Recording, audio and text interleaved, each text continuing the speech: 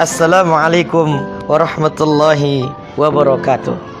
Sahabat Mutiara Hikmah yang dimuliakan Allah, di saat-saat seperti ini perlu kita memperbanyak doa kita kepada Allah Subhanahu wa taala.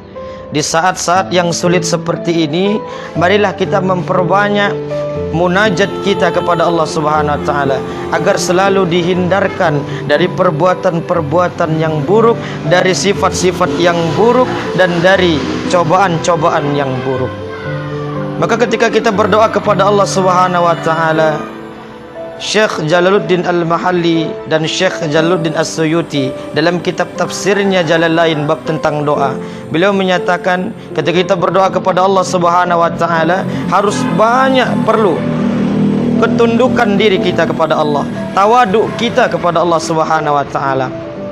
Tawaduk kita merupakan salah satu agar mustajabnya doa kita kepada Allah Subhanahu wa taala. Mengangkat tangan kita, menadahkan tangan kita seperti Rasulullah SAW ajarkan kepada kita semua, mengangkatkan tangannya, bahkan sampai maaf cakap ketiak beliau sampai terlihat oleh Anas bin Malik.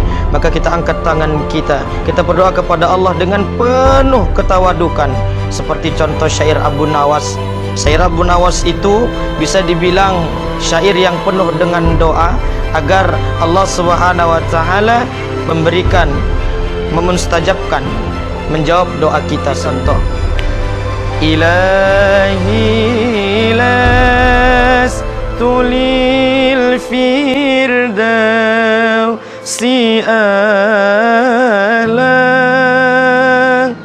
wala ala naril jahimi.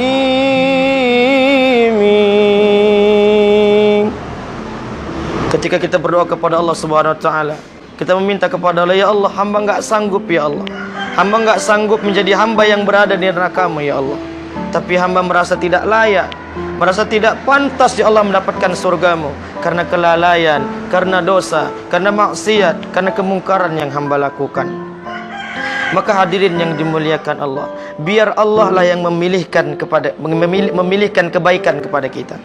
Biar Allah sajalah yang memilihkan tempat yang baik untuk kita di akhir hayat kita nanti.